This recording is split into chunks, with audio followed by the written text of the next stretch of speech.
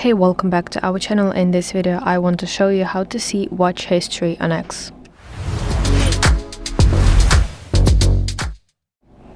So actually, if you want to see your watch history on X, you will have to request and download an archive of your data on X. So let me show you how you can do that. You have to tap your profile picture in the top left, and now in the side menu let's scroll down to settings and privacy.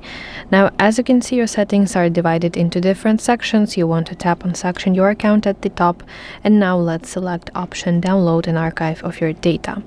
So now please verify your X password, enter it here in this box, and then you have to press request archive button.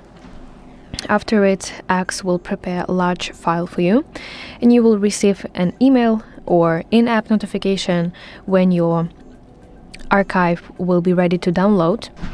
You must download that zip file and that zip file will include all of your entire history, all of your history on X. So that will include your photos, your posts, your DMs, your followers list, including your watch history. So basically everything will be contained in that file.